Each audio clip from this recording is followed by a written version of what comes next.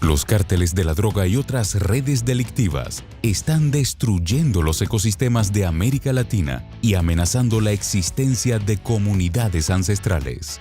En esta edición de Efecto Naim, exploramos la sorprendente relación entre el crimen organizado y el crimen ambiental.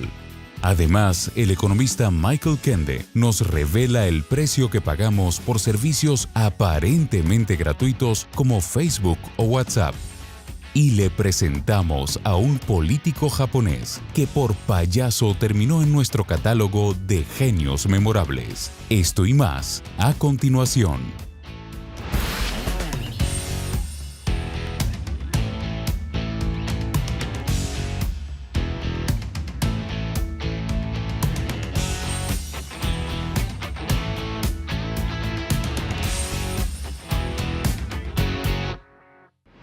Bienvenidos, soy Moisés Naim desde Washington. Encantado de estar de nuevo con ustedes, como siempre. El crimen organizado, lo conocemos o creemos que lo conocemos, está en las películas, en las series de televisión, los libros, hay de todo.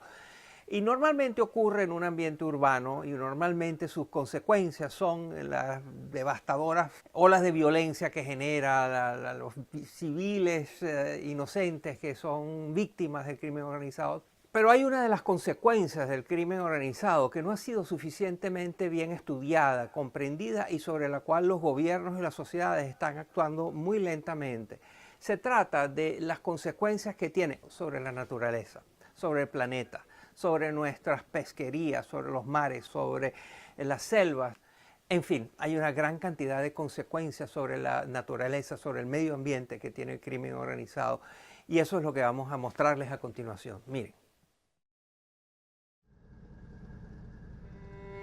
En 2018, la organización internacional Sea Shepherd patrullaba las aguas de San Felipe, una ciudad mexicana ubicada en el Golfo de California. Buscaban detener embarcaciones ilegales dedicadas a la pesca y tráfico de especies en vía de extinción, como la vaquita marina y el pez totoaba. En el mercado negro chino, un órgano del pez totoaba, conocido como buche, alcanza hasta los $100,000 por kilogramo. Y aquellos que lo comercializan ilícitamente se comportan como los cárteles de la droga. Van armados, entran en guerras contra grupos rivales y envían su botín en pequeñas cantidades. Tanto es así que esta especie ha sido apodada la cocaína del mar. Así describía un capitán de Sea Shepherd los enfrentamientos con estos pescadores furtivos. Hubo gente que le disparó a nuestros drones con fusiles. Luego recibimos muchas amenazas. Hubo armas. La situación se tornó tan peligrosa que Sea Shepherd tuvo que dejar de patrullar en esa zona. En todo el mundo han surgido organizaciones criminales especializadas en actividades que tienen graves consecuencias para el ambiente, como la pesca, la minería y la deforestación ilegal. Según las Naciones Unidas y la Interpol, tan solo en 2018 estos crímenes ambientales representaron ganancias de hasta $281 millones. Es el tercer delito más rentable del mundo, únicamente sobrepasado por el narcotráfico y la falsificación de productos y moneda. David Rodríguez Goyes, profesor de la Universidad Antonio Nariño en Colombia, nos cuenta cómo el crimen ambiental ha cambiado a medida que la globalización facilita el comercio y las comunicaciones internacionales. Una persona puede estar en Europa, darle clic en eBay y fácilmente comprar un animal silvestre que está en América Latina o incluso en América del Norte. Esa es la primera de las causas para que el crimen ambiental se haya transformado. La segunda de las causas es la crisis ambiental que estamos viviendo. Entre menos especies tenemos, entre más perdemos biodiversidad, más valor económico se asignan a las pocas especies que quedan. Pero hay un tercer factor. Las autoridades de seguridad y justicia no priorizan este tipo de crimen. Las penas que se otorgan por los delitos ambientales tienden a ser insignificantes en comparación con las de delitos asociados al tráfico de armas o de personas. Así, Grupos que estaban involucrados en otro tipo de criminalidad se están volcando a este negocio ilícito. Es lo que ocurre en el Golfo de Fonseca, que abarca El Salvador, Honduras y Nicaragua. La periodista e investigadora de National Geographic, Sharon Gainup, nos cuenta cómo fue su experiencia allí mientras estudiaba tortugas carey con biólogos marinos. We had to go out on a Navy gunboat. Tuvimos que salir en una lancha de la Marina custodiada por soldados armados, porque este era un territorio importante para el narcotráfico. La MS-13 y otras pandillas controlan ciertas playas como rutas de tráfico de drogas, pero también se dedican a traficar patas de tortuga y otros productos de la vida silvestre. Illegally collect and traffic turtle eggs and other wildlife products. Expertos aseguran que Latinoamérica es la región de mayor confluencia entre el tráfico de drogas y de vida silvestre, incluyendo el tráfico de madera. En México, cárteles de droga como el de Sinaloa, Juárez y Jalisco se disputan el control de la industria maderera ilegal, con la meta de abastecer mercados internacionales como el de Estados Unidos. A menudo, las redes criminales sobornan a funcionarios y autoridades ambientales para que les otorguen los permisos que necesitan para llevar a cabo estos delitos transfronterizos. María Fernanda Ramírez, de la organización periodística Inside Crime, nos habla al respecto. Las guías de transporte son claves para lavar madera de origen ilegal. Cuando tú tienes un papel legal, así no estés transportando lo que dice el papel, tú ya puedes blanquear la madera fácilmente porque la autoridad que te está haciendo el control en carreteras, en ríos, por donde sea que se esté moviendo la madera, no tiene un conocimiento como muy específico de la madera, entonces no vas a ver si lo que dice ahí está bien o si es lo que llevas en el camión, si son 30 metros cúbicos, que es lo que dice el papel. Los minerales preciosos y metales como el oro también son fácilmente blanqueados en mercados internacionales de Europa y Estados Unidos. Incluso pueden representar más ganancias que las drogas para grupos armados como el ELN o los urabeños en Colombia. Ante la falta de oportunidades económicas, estos grupos delictivos explotan a comunidades vulnerables como mano de obra, a la vez que amenazan su sustento, tradiciones y existencia. Cuando los recursos que antes tenían a su disposición empiezan a ser traficados, ya no tienen esas fuentes de alimentación, esas fuentes de medicina tradicional, ni esas fuentes para desarrollar sus ritos y costumbres que son fundamentales para la existencia de las comunidades indígenas. En 2020 se reportó que 202 líderes ambientales e indígenas fueron asesinados en América Latina, provocando que la COICA, la organización indígena más grande del mundo, se declarara en estado de emergencia. Soy un cacique, moriré si matan mi tierra, pero lucharé por mi pueblo. Enfrentarnos a esta amenaza global es una tarea compleja. Requiere de cooperación internacional, de la imposición de penas significativas a los criminales y de respuestas eficaces a problemas como la corrupción. Pero debemos actuar de manera urgente. De lo contrario, la biodiversidad y las comunidades ancestrales permanecerán en riesgo. La explotación ilícita, la explotación criminal, organizada, transnacional de los recursos naturales, de la naturaleza, es un tema que merece mucha más atención de la que tiene y merece más y mejor información de la que disponemos para enfrentar esta plaga que está teniendo consecuencias inmensas. Y al regresar a la pausa vamos a hablar de Internet. Cuando pensamos que todo ha sido dicho sobre Internet, encontramos que todavía hay aspectos muy importantes que no han sido suficientemente bien dilucidados. Al regreso.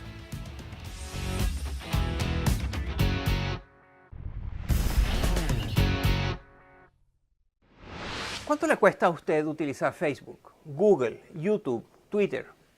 Nada, en principio no le cuesta nada. Pues no es cierto. Sí le cuesta y tiene costos importantes. Y eso fue lo que impulsó a mi invitado de hoy, el profesor Michael Kende, un experto en la utilización de las técnicas de la economía para entender cómo funciona Internet. El profesor Kende tiene un doctorado en economía del Instituto Tecnológico de Massachusetts, es profesor de la Escuela de Altos Estudios Internacionales de Ginebra y ha escrito un libro muy interesante, se llama La otra cara de lo gratuito, entendiendo la economía de Internet. Allí aplica, como ya dije, las técnicas de la economía para entender cómo funciona esto de que no hay precios directos en Internet, sino que hay acceso a datos y que esa es la estructura fundamental del funcionamiento. ¿Cuánto va a durar? ¿Cómo nos afecta? ¿Qué consecuencias tiene? Todas estas y otras preguntas muy interesantes en mi conversación con Michael Kende. A continuación.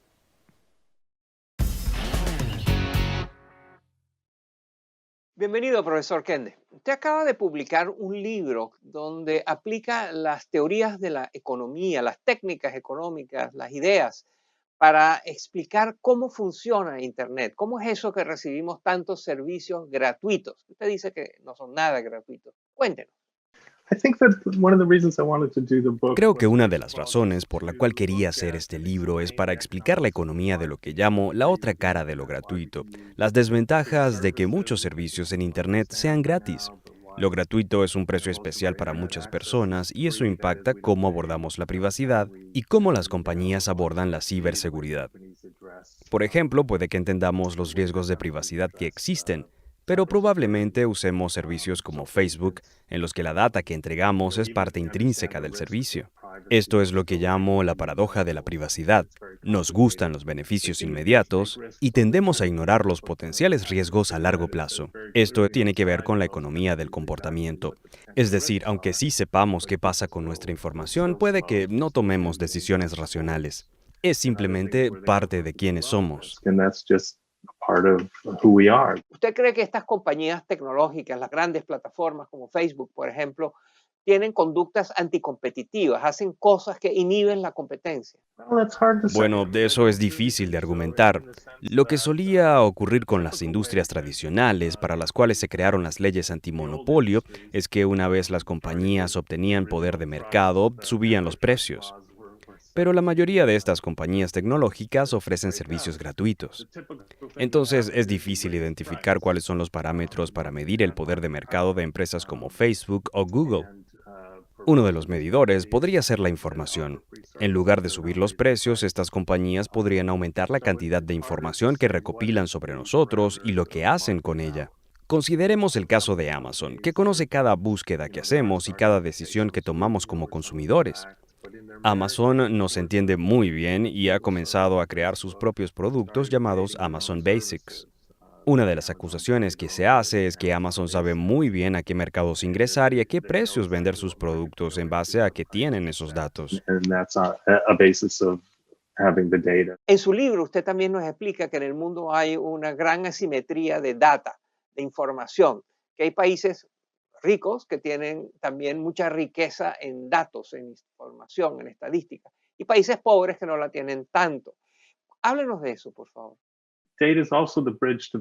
La información es también el puente hacia el futuro. Será utilizada, por ejemplo, para entrenar la inteligencia artificial. Pero en los países en desarrollo no hay suficientes datos recopilados. Por ejemplo, Uber recibe mucha información sobre los lugares a los que se desplaza la gente y podrían usarla para desarrollar taxis que se manejan solos. Pero si bien Uber tiene muchos datos de ciudades como Washington, D.C. o Ginebra, la empresa opera en apenas 10 ciudades de África subsahariana. Así que no tienen casi ninguna información de esta región. Los asistentes de voz como Siri o Alexa son otro ejemplo. Estas máquinas están bien entrenadas con los datos de este lado del mundo, pero también deben aprender dialectos y acentos. Y para gran parte de África no hay datos tampoco.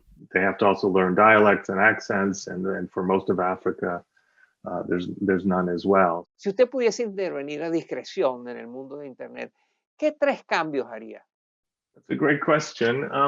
Gran pregunta. Creo que lo primero que haría sería mejorar los controles de privacidad para que podamos entender mejor dónde están nuestros datos y cómo se utilizan. Que, por ejemplo, el lenguaje de los términos y condiciones sea uno sencillo y no el de los abogados. Lo segundo sería desarrollar ciberseguridad y confianza digital para que estemos dispuestos a utilizar nuevos servicios, como las aplicaciones de rastreo de COVID-19 o como los futuros pasaportes de vacunación.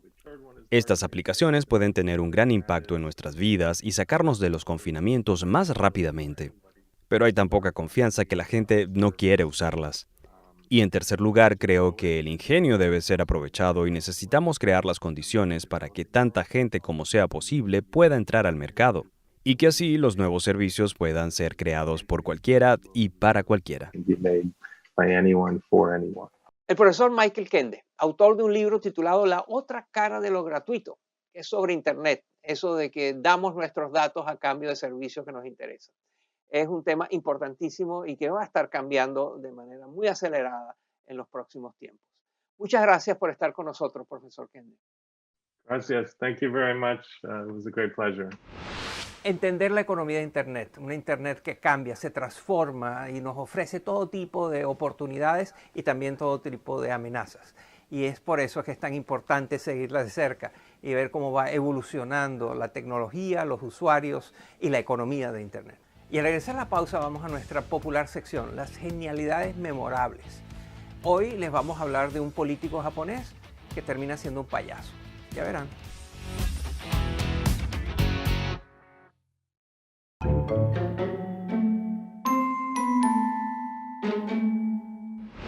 La prefectura de Chiba en Japón acaba de tener elecciones, pero algunos de los candidatos que se postularon, como está pasando en muchas partes del mundo, son poco atractivos para la mayoría de los votantes. Hay uno de ellos que no queda claro si quiere ser político o payaso, y por eso lo exploramos en esta genialidad memorable. Miren. Atracciones turísticas como Tokyo Disneyland se encuentran en la prefectura de Chiba, al sur de la capital de Japón. Pero en Chiba, los personajes disfrazados y las fantasías no se limitan al popular parque temático. En marzo de 2021, la prefectura estaba en plena época electoral y el canal estatal NHK permitió que candidatos para la gobernación presentaran sus propuestas al público. Entre los aspirantes estaba este payaso. Kawai Yusuke optó por un atuendo muy similar al que usó el actor Joaquín Phoenix en la aclamada película sobre el villano de Batman. Mi vida es una completa comedia.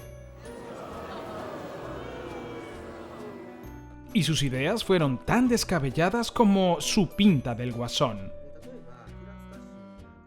Su plan para incentivar el turismo incluía cambiar el nombre del principal aeropuerto internacional de Japón ubicado en Chiba para que fuese llamado Cielo de Disney. Propuso además convertir a la prefectura entera en un parque temático, cuya canción oficial fuese Libre Soy, de la película Frozen. Y donde la palabra basura fuese reemplazada por la frase fragmentos de estrellas. Sus planteamientos se podrían describir, según esta lógica, como puros fragmentos de estrellas. Pero Yusuke no es el primer político que hace campaña disfrazado. Cuando Goto Teruki aspiró a la gobernación de Tokio en 2020, se disfrazó de uno de los protagonistas de una serie de anime. Y en Perú, Jorge Hugo Romero también buscó el voto de los seguidores de anime postulándose al Parlamento andino, vestido así. Sigue siempre la voluntad de fuego. Los disfraces no le garantizaron la victoria electoral a ninguno de estos candidatos, aunque no nos sorprendería si Yusuke vuelve a intentar entrar a la política, pues un villano nunca se da por vencido. Si usted conoce otro político de cualquier parte del mundo que merezca estar y ser reconocido en nuestra genialidad memorable de la semana, por favor escríbanos a mi cuenta personal de Twitter, @MoisésNaim, o a la cuenta del programa, @EfectoNaim. La mayoría de las cosas, la mayoría de los objetos que usamos a diario fueron originalmente diseñados para hacer algo, para cumplir una función específica. Y como siempre hay algunos que fracasan. De esos que fracasan, algunos desaparecen, pero hay otros que permanecen haciendo cosas completamente diferentes, cumpliendo funciones distintas a las que originalmente tenían en mente quienes los inventaron. Hoy les mostramos algunos de estos productos que tuvieron un fracaso inicial y fueron relanzados para otra cosa. Miren. La marca británica Lysol registró un crecimiento del 70% en ventas durante la pandemia de la COVID-19. Pero su popular desinfectante se comercializó a comienzos del siglo XX como una solución para la higiene femenina. Se podrá imaginar que no fue muy efectiva. No fue hasta 1968 que Lysol llegó a los hogares para matar gérmenes y virus en diferentes superficies. ¿Y sabía usted que el plástico de burbujas fue ideado en 1957 como papel tapiz? No tuvo mucho éxito para la decoración de interiores, pero 3 años más tarde, la empresa Sealed Air lo presentó a la multinacional IBM como material de embalaje para productos frágiles. Y tras ser adoptado por la influyente empresa tecnológica, el plástico de burbujas obtuvo acogida internacional. Lo que hoy conocemos como el enjuague bucal Listerine se vendió en el siglo XIX como antiséptico para limpiar heridas, como limpiador de pisos y hasta como un tratamiento para enfermedades de transmisión sexual. Sin embargo, fue en la década de 1920 que este líquido finalmente llegó a los estantes de tiendas con su uso más lucrativo, una cura milagrosa para el mal aliento. La Coca-Cola, por su parte, fue concebida por el farmacéutico John Stith Pemberton en 1884 para aliviar la adicción a la morfina. Pasaron 2 décadas antes de que la receta fuese perfeccionada, endulzada, carbonatada y finalmente comercializada en lo que es hoy, uno de los refrescos más famosos del mundo. El fracaso puede llevar al éxito. Es una ley de la vida que normalmente olvidamos, pero que muchas veces es importante. El fracaso no tiene por qué ser definitivo. Productos que fracasaron para una cosa sirvieron para otra. Hasta aquí el programa de esta semana. Espero que les haya interesado, que les haya divertido. Nos vemos la semana entrante. Gracias.